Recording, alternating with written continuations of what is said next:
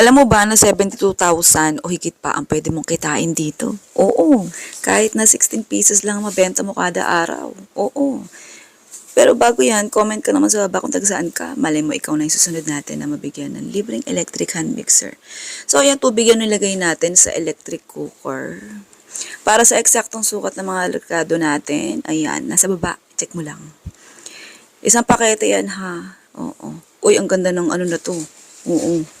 Itong brand na to. Itong coffee jelly powder. Hindi mo na kailangan maglagay ng kape dito, uy. Wala akong pang-amoy eh. Pero ito, nung binuksan ko, nung sinalin ko, grabe, amoy-amoy ng kape. Tapos naglagay din ako dito ng harina. Pero syempre, sa paglagay ng harina, ano lang yan, optional lang. Pwedeng hindi ka maglagay kung wala, kaya hindi mo kailangang ipilit. Okay, tapos halu-haluin mo siya. Bali, nakabukas na pala yung electric cooker natin dito. Hindi mo naman kailangan lutuin sa electric cooker din yan. Pwede naman sa kalan direkta. Oo. Gusgusin yung kalan namin nito eh. Kaya dyan ako nagluto. Baka makita nyo malait pa. Oo. Ayan. Halo-halo lang. Diretso lang halo, ha? Kapag ka kumulo na, dito kasi sa recipe natin, kailangan mo siya pakuluan kasi naglagay tayo ng harina. Pero kung hindi ka naman maglalagay ng harina, huwag mo nang pakuluan. Oo. Okay, tapos ayan. After niya, syempre patayin mo. Pag di mo pinatayan, baka sumabog ka dyan. Tapos ito, yung molde ko, pwede kang gumamit ng iba, di mo kailangan gayahin, ha? Tapos halin mo lang dyan. Di mo rin kailangan gayahin na sinapinan ko ng ano, oo. Basta yan yung puti. Oo, wag mo na lagyan yan kung wala ka. Tapos diretso salin mo lang. Kasi pa, hihintay mo lang siyang mamuo. Habang iniintay natin siyang mamuo, ayan, maganda tayo ng lalagyan. At dyan natin ihalo yung ating creme densada at saka yung evaporated milk. Ayan. Okay. Tapos, yung sa akin kasi dito, yung ginamit ko malamig. Kaya kung mapapansin nyo, may buo-buo, mas malapot. Baka kasi mamaya, yung bilin mo, kabibili lang, tapos pinaghalo mo, sabihin mo sa akin, ba't yun sa akin? Malabnaw sa'yo, malapot. Lagyan mo sa rep.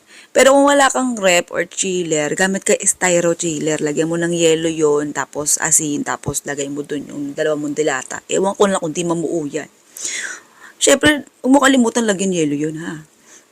Bantayan mo, baka naman mamaya nilagay mo nga sa style chiller, nalusaw naman yung yelo, eh di wala din.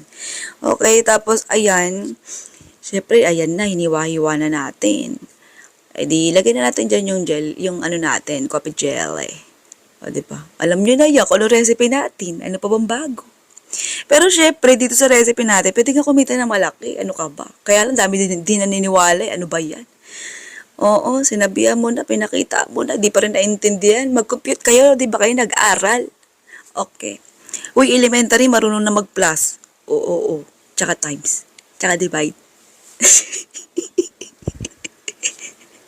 Pala kayo dyan. Okay, tapos sa cups naman natin, pwedeng hindi yan yung gamitin mo. Pero syempre, kung gusto mong ganyang karami rin yung magawa mo or ganyang itsura din yung mabuo mo, so, nasa baba yung link kung saan mabibili. Okay, tas takpan mo na siya. As usual, tayo yung gumagawa ng recipe, ako na naman. So, syempre, tansya-tansya lang. Hindi mo na ako kailangan tanungin kung gaano karami ba ilalagay sa isang cups. Hindi na. Oo, bahala ka kung saan ka masaya. Oo, basta 16 pieces magagawa. Malay mo yun sa'yo, 17 pieces magawa mo. At saka paalala nga pala, kasi hindi ko napakita dito sa recipe natin, dito sa video natin, yung actual. Kasi ito, hindi ko pa nalalagay sa rep, so medyo malabnaw siya. Pero alam nyo ba, kapag nilagay nyo siya sa rep, galing sa chiller lang ha. Oo, mas lumalapot yung texture, kahit hindi mo siya gamitan ng, electrical mixer. So ito na, sige na, good luck love, yung bilis matapos eh. Parang nabitin ako ah.